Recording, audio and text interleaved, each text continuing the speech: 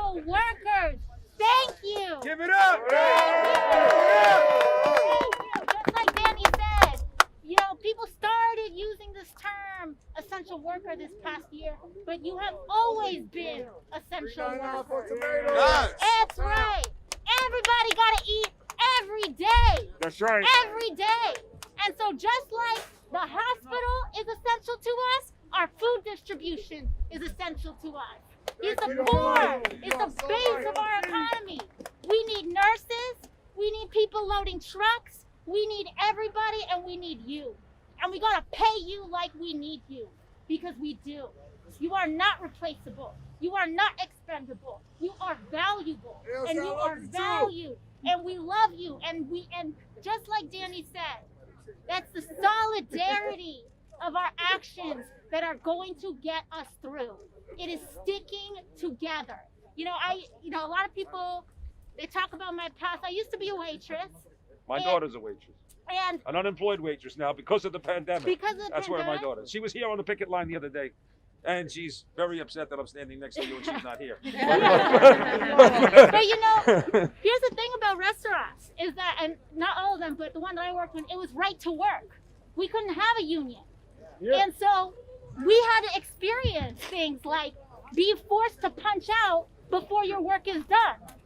We had to be paid less than a living wage. That ain't right. We got exposed to sexual harassment and other forms of harassment and degradation with no one to stick up for us.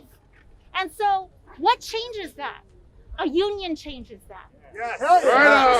Solidarity changes that. Standing together changes that.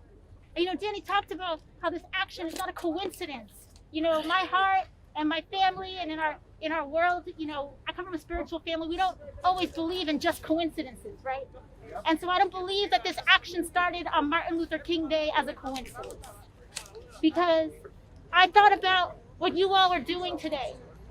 And I thought about one of the last speech that Martin Luther King gave to the mountaintop. And what was he doing on that day? What was he doing? Fighting for labor, sanitation. Thank you.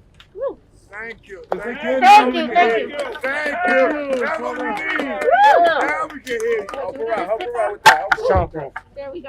Thank you. All right, thank you. Can you all hear me now? Yeah. Thank you. So like I was saying, We had a whole microphone set up. I do not believe that it is an accident that this action started on Martin Luther King Day.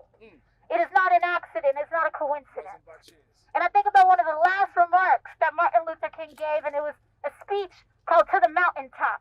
That's right. Now, we know about the struggle for civil rights, but, you know, one of the things that we're talking about is how often King's legacy gets whitewashed and looked through with rose-colored glasses. That's right. Because what was King doing on that last day in that last speech? Sanitation workers. He was standing up, just like Jumani said, standing up with sanitation workers and the Union for Sanitation Workers, demanding better working conditions, demanding an end to poverty, demanding an end to war, demanding a better material and just outcomes for all people in the United States. This right here is why I do what I do. That's Right right. here. This is why I do what I do. That's This right. is why I'm out here. Right That's here. right. Know too that you're not just standing up for that baby. You're standing up for babies all across this country. That's right. Because just like there are workers here, there are workers, food workers in every pocket of the United States who deserve more than $1, That's right. who deserve more than a raise. They deserve health care. They deserve justice. They deserve good working worker rights. And that's what we're here to fight for today. So I want you all to know that when you're standing on this line, you're not just asking for $1. You are asking for transformational change for your lives and for the lives of every food worker across this country, for kids of food workers across this country. Because there's a lot of things upside down right now in our economy. And one of those things that's upside down, sorry, it's cold out. One of those things that's upside down is the fact that a person who is helping get the food to your table cannot feed their own kids. Yeah, that's right. That's upside down. The fact that someone who can help you get care or help deliver your groceries can't even get health care themselves or can't even get access to those things That ain't right. That's not right. That's upside down. And so what we're doing here today is taking the upside down and making it right side up.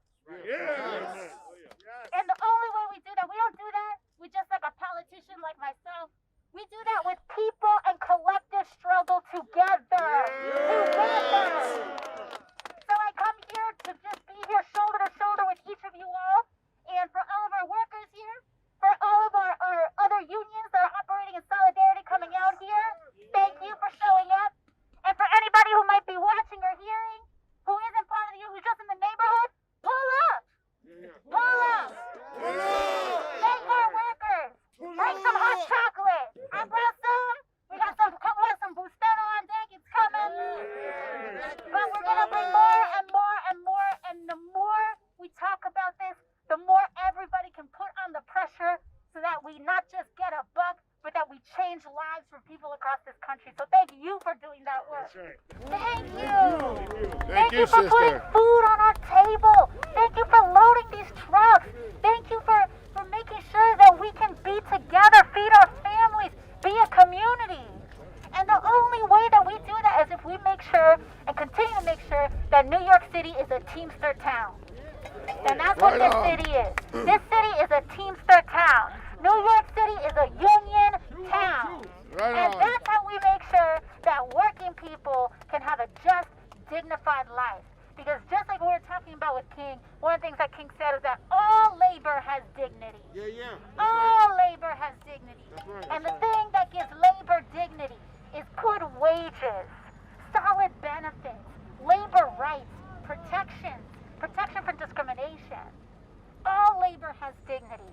And so when I just rolled up, on my way over here, I heard that music bumping, I saw the fires going, and that community means something. Because that community is solidarity, and solidarity gets us labor rights, it gets us wages, it gets us improved conditions, and it gets us a better city. And so when we are a Teamster town, when we are a union town, we are a dignified town. We're a town that feeds its families, every family, that labor, that honors all labor. Thank you. Woo! And those honks, they make us feel good because it's that, those honks feel good because it's solidarity too. This whole city is behind you. There's no working person in New York City that I can hear of or even think of that would think that what you're doing is wrong. Everybody's behind you. Everybody's behind you. And remember that. Remember that everyone's behind you. So let's celebrate that community. Let's celebrate that solidarity. We'll go bring out the hot chocolate for you guys. Let's enjoy each other's company. And let's make sure that we hold the line nice and strong until we get that dollar. So thank you all very much. Thank you, AOC.